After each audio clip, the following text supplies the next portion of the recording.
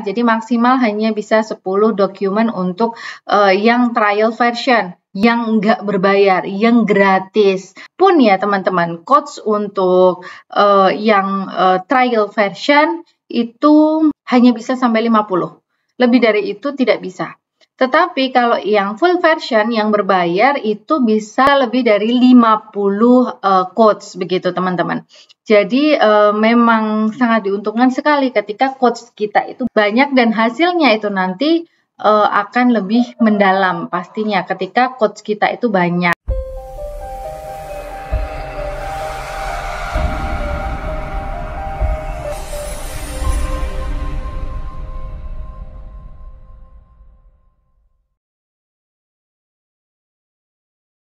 Alhamdulillah teman-teman, bertemu lagi dengan saya Destina Religia Mujahidah di channel Emak Bangsa.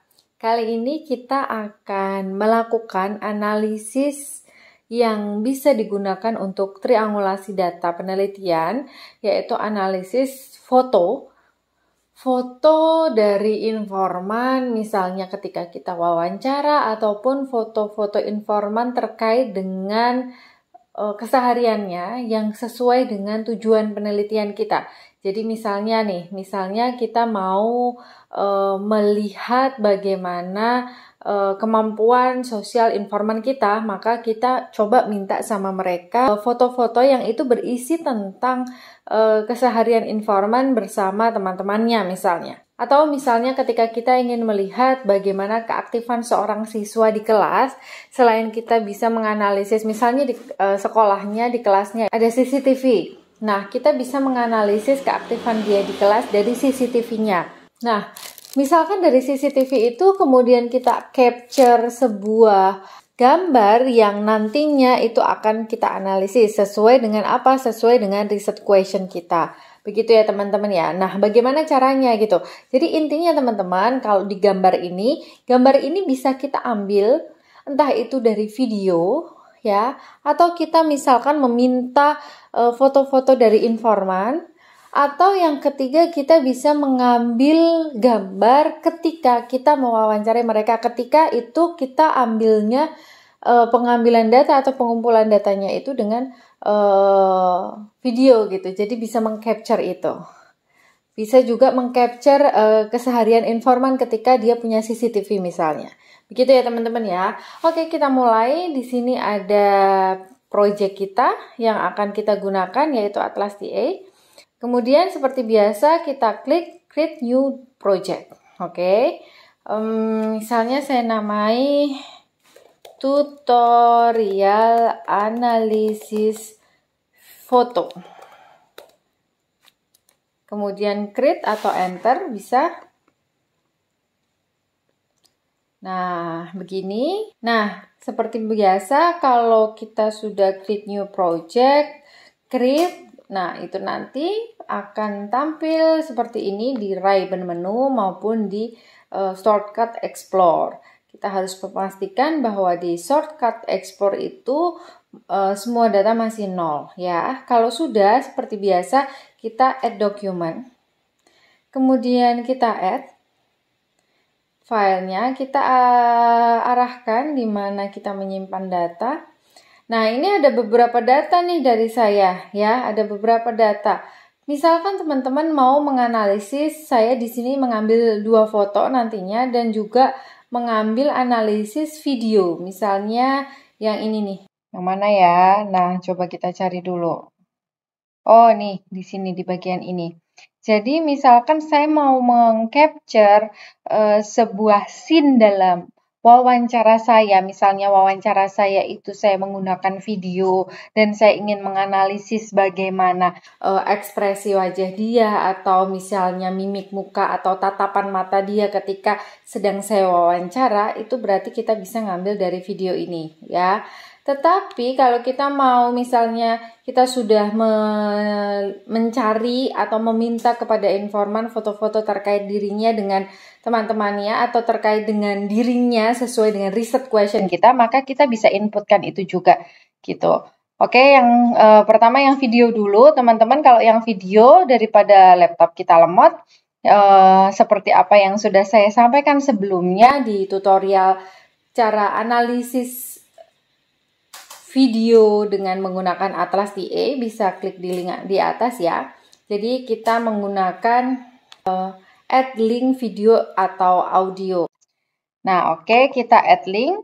Kemudian kita cari filenya. Kita masukkan. Oke, sudah ya, di sini sudah kita masukkan. Kita bisa geser-geser. Kemudian kita masukkan lagi data yang lain ya. Kita masukkan data yang lain, caranya kita masuk home, kemudian add document. Kemudian saya mau menganalisis dua foto ini nih misalnya. Saya blok 2, ya kayak kita sama ngeblok di komputer seperti biasa. Kemudian kita open. Nah, di sini teman-teman, di sini sudah ada 3 dokumen nih dan sudah saya namai kan di sana. Tapi bisa kita rename di sini sebenarnya.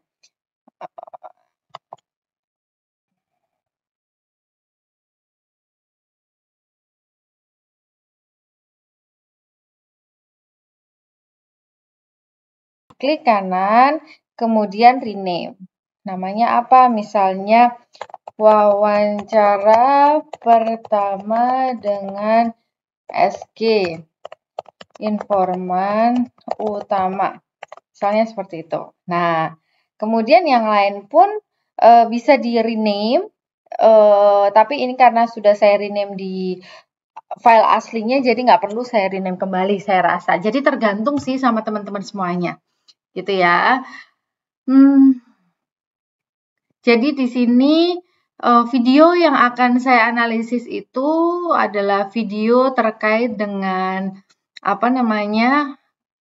penangkapan seorang pemuda yang dia itu bukan kasus salah tangkap ya, tetapi memang ditangkap oleh Densus karena disinyalir terlibat, kemudian dia akhirnya dibebaskan oleh Densus karena tidak cukup bukti dan memang ia tidak terbukti dia bersalah. Kalau teman-teman penasaran bagaimana kisahnya, bisa klik di link di atas ini ya. Karena tidak semua Densus itu jahat gitu, maksudnya dalam artian banyak yang mengatakan bahwa Densus itu jahat, mau mengorbankan orang lain agar mereka dapat kenaikan pangkat ataupun agar mereka itu mendapatkan uang gitu. Nggak semuanya seperti itu. Buktinya informan saya ini menuturkan bahwa dirinya ditangkap Densus kemudian dibebaskan. Monggo teman-teman kalau mau menonton. Oke, kemudian kita melihat coba dari data yang lain. Informan ketika outbound, kita klik di sini. Nah, oke, kita bisa kecilkan atau besarkan. Jadi dengan cara ditarik, gitu ya teman-teman. Jadi informan ini menurut penuturannya bahwa dia memang paling tua di antara teman-temannya dia yang tertangkap oleh Densus 88. Begitu. Nah, ini kebersamaan informan dengan teman-temannya itu, adik tingkatnya itu. Nah, kemudian di foto yang ketiga ini saya blur dulu ya teman-teman ya, karena terkait dengan identitas informan. Tadi kecil, saya tarik ke kanan jadi full fotonya. Itu foto yang akan kita analisis bersama nantinya. Oke, kita mulai dari yang pertama. Jadi ini bisa video ketika kita wawancara dengan informan atau video misalnya dari CCTV misalnya. Nah, kalau video dari CCTV pun nanti caranya pun sama ketika kita mau meng-capture itu. Gitu ya teman-teman ya. Wait, kok saya tarik susah nih. Oh, ininya kurang sini. Ini ya, yang ditarik berarti yang kanan ya. Begitu. Misalnya satu scene kejadian yang akan kita capture.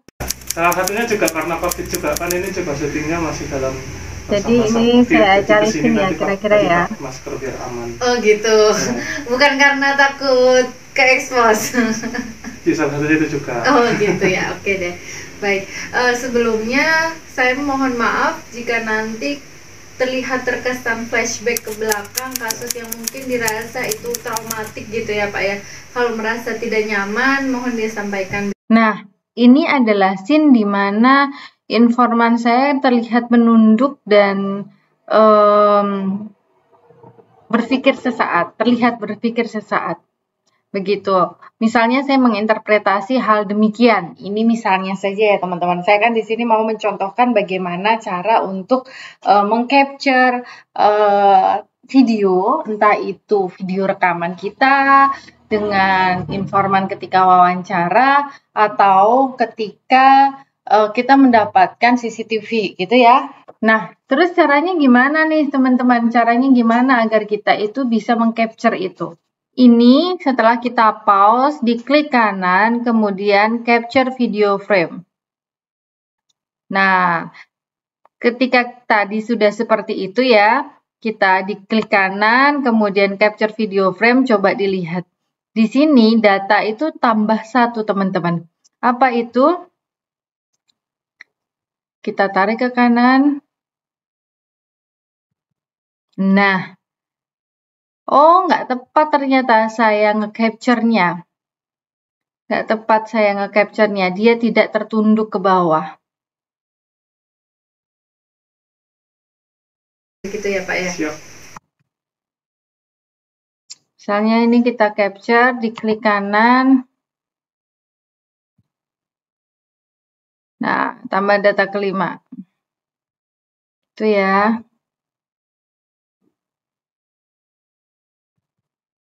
Nah, begitu.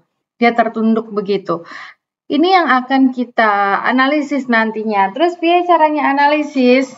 Caranya analisis adalah kita blok gambarnya itu. Jadi kita blok gambarnya, mukanya yang akan kita analisis. Gitu. Kemudian klik kanan, open coding. Nah, gitu. Misalnya di sini. Tatapan ke bawah. Kemudian saya juga bisa meng-open codingkan di sana. Belum sepenuhnya terbuka pada peneliti. Masih terlihat kaku. Jadi kita bisa open coding terus itu dengan tab ya. Kemudian kita create di situ. Nah, udah nambah nih quotes-nya kita itu di sini sudah nambah. Ada 3 quotes di sini nantinya. Kalau kita mau lihat quotes-nya kayak gimana, kita kecilkan gambarnya. Begitu, teman-teman. Nah, di sini coba dilihat. Nah, ada 3 quotes dari satu capturean itu. Bisa lebih dari 1. Nggak masalah. Sesuai dengan interpretasi kita. Begitu ya teman-teman ya. Nah, itu adalah cara yang kita lakukan ketika kita menganalisis sebuah foto dari hasil rekaman video. Begitu. Nah, kalau yang lain pun bisa di sini. Gitu. Jadi misalkan di sini kita open coding kan, caranya gimana? Kita blok di sini, kemudian kita open coding kan. Misalnya di sini informan menjadi trainer di outbound. Gitu. Kemudian kita create. Kita juga bisa komen di sini apa yang informan katakan terkait dengan foto tersebut. Misalnya informan mengatakan apa, bisa ditulis, kemudian jangan lupa insert timestamp. Begitu ya teman-teman ya. Jangan lupa nanti di save. Begitu. Gitu terus sama dan time comment pun itu tidak hanya bisa sekali 2 kali. Misalkan ketika kita bertemu lagi dengan informan kita di waktu yang berbeda dan dia menceritakan hal yang baru, kita bisa komen lagi gitu. Kita bisa komen lagi, tidak terbatas di sana, dan kita jangan lupa timestamp itu. Begitu ya teman-teman ya. Nah, kemudian data yang lain juga nih. Nih misalnya data ini. Oke, kita coba di sini kita capture mereka. Kemudian kita open coding. Atau boleh juga kita list coding ketika itu ada coding di sini. Oh, ternyata belum ada codingnya. Misalnya kita di sini open coding. Kedekatan dengan in-group. Misalnya. Nah, kemudian yang tadi nih, yang informan ketika outbound ini juga terlihat bahwa di sini sebenarnya informan itu juga ada kedekatan dengan mereka, dengan apa namanya, in-group-nya. Oke, yang ini ya, ada kedekatan dengan in-group. Maka kita bisa klik di situ kan tersorot ya teman-teman. Bisa masuk, klik kanan, kemudian list coding. Kemudian kita masukkan kedekatan dengan in-group. Itu mungkin kita menginterpretasikan itu sebagai kedekatan dengan in-group, kita oke. Begitu ya. Jadi satu foto itu bisa masuk ke dalam beberapa quotes. Dan quotes yang ada di foto satu itu bisa sama dengan quotes di foto yang lain. Begitu teman-teman. Nah, terus maksimal dokumennya berapa? Kalau untuk Atlas TA yang masih trial version itu maksimalnya hanya 10 nih. 10, D-nya 10. Jadi kalaupun kita mengcapture itu maksimal hanya bisa sampai 10 foto saja. Begitu teman-teman. Nah, terus ngakalinya gimana nih kalau misalnya kita nggak punya budget, kita nggak punya uang untuk membeli yang full version, gitu.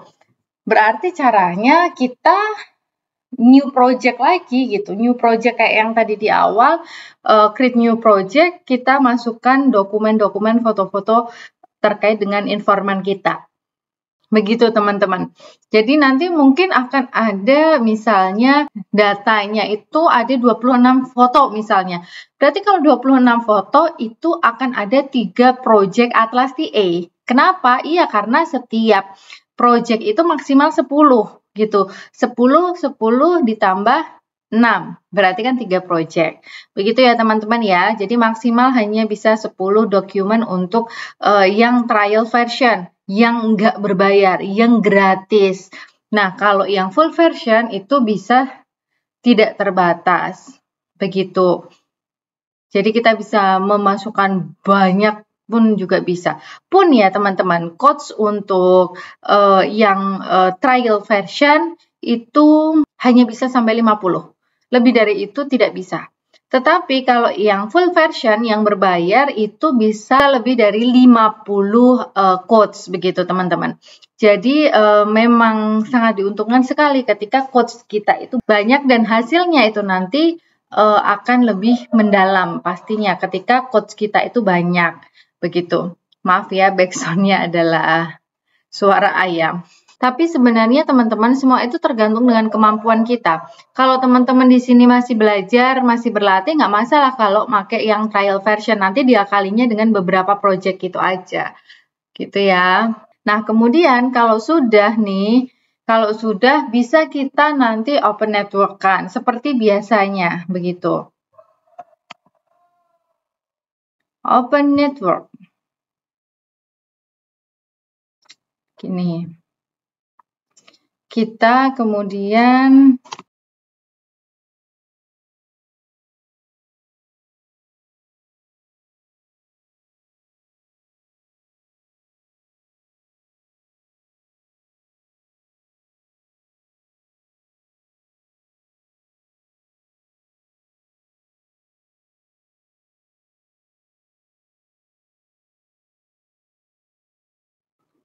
nah, ini terkait apa nih? Ada 3 hal nih, masih terlihat kaku, belum sepenuhnya terbuka pada peneliti. Salah satunya dengan tatapannya ke bawah, terlihat kakunya kayak gini. Berarti yang ini saya merasa bahwa ini is a. Misalkan ya. Nah, kita bisa new code di sini. Misalnya ketika suasana ketika pertama kali wawancara. Gitu. Nih kan di sini ya, suasana ketika pertama kali wawancara. Suasananya gimana? Nih, suasananya ini.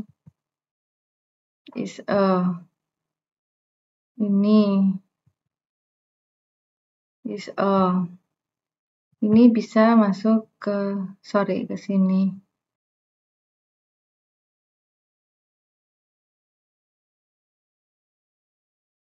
Nah, kemudian dia ada kedekatan dengan in-group dan salah satunya ditunjukkan ketika informan menjadi trainer di outbound. Misalkan seperti itu ya. Nah, kenapa ini D1 dan D4 nggak ada kode atau quotation-nya? Ya, karena kita tidak mengcoding di D1 dan di D4. Coba kita buktikan ya, teman-teman ya. Nih, D1 dan D4 itu tidak ada codes-nya di sana. Jadi kosong. Jadi tadi kosong di open network-nya. Nah, misalkan teman-teman, ketika kita menghapus data, ini kan tadi D4 itu kan saya salah nge-capture ya. Saya salah meng-capture. Akhirnya ketika saya capture-annya itu salah, saya ingin delete ini misalnya. Coba perhatikan di sini urut D1 sampai D5. Saya ingin delete ini. Ya, saya coba delete. Tetong, D4 saya hilang. Tapi D5 tetaplah akan menjadi D5.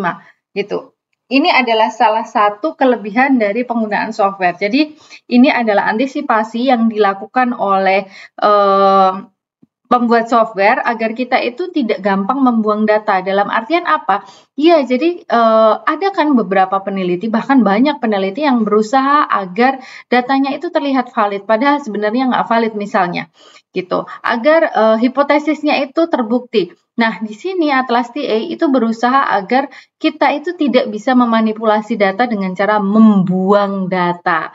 Begitu, teman-teman. Oke, kita balik lagi. Tadi ingat ya, D1 karena tidak ada open codes-nya, jadi tidak ada codes-nya itu tadi. Oke, kita balik lagi ke open network.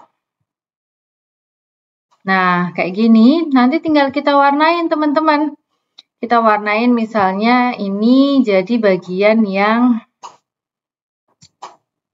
hijau misalnya ya, terus kedekatan dengan in-group ini juga masuk hijau, kemudian ini masuk ke kuning.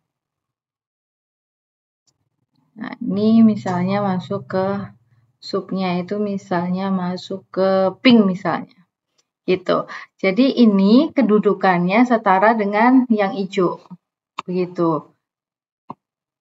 Nah, nanti teman-teman itu kalau kodenya sudah banyak otomatis tidak akan, sorry ya.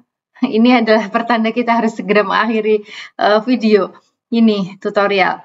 Oke, jadi nanti teman-teman ketika codes-nya kalian itu sudah banyak, otomatis nggak akan kayak gini. Oke, kita urutkan ini ya. D2. Sorry.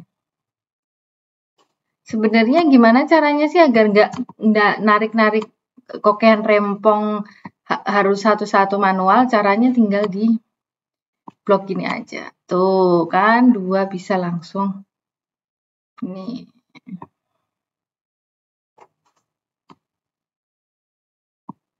Kemudian yang ini.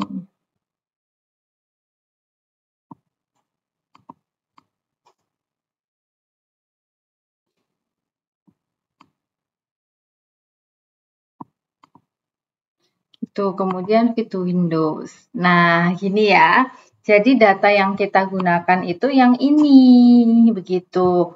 Misalnya saya mau geser-geser, boleh deh. White. Saya mau geser ini agak ke sini gitu, biar lebih cantik.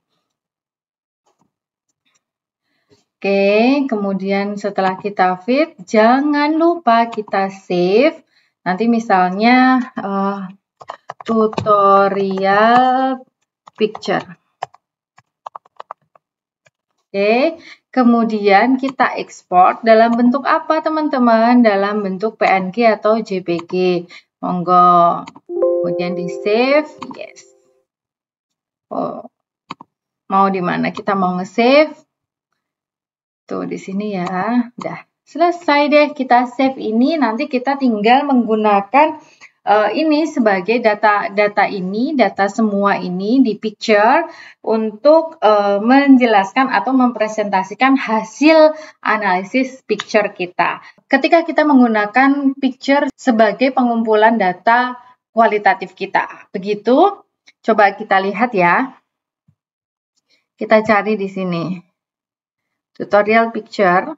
Nah, kan di sini terlihat seperti ini. Lagi-lagi karena kita quotes-nya cuma dikit dan ini cuma latihan, maka simple ini sebenarnya teman-teman. Nanti ada misalnya hubungan antara kedekatan in group dengan suasana ketika pertama kali wawancara misalnya, atau misalkan ada quotes yang lain bisa nanti ditambahkan di sini. Tetapi pada intinya tutorialnya itu cukup sesimpel ini teman-teman. Jadi, selamat mencoba ya semuanya. Kalau teman-teman suka dengan video ini, boleh like, share, dan juga subscribe. Jika ada pertanyaan, boleh tulis di kolom komentar. Insya Allah akan saya jawab satu persatu, tetapi sabar. Kalau mau fast respon, teman-teman bisa DM saya di Instagram, This is Mak Bangsa. Dan di situ terhubung langsung dengan email saya, Google Scholar, maupun dengan WhatsApp saya. Kalau mau cepat. Tapi jangan lupa follow juga ya Instagramnya. Oke, cukup sekian. Bila taufik wal hidayah. Wassalamualaikum warahmatullahi wabarakatuh. Selamat mencoba. Bye-bye.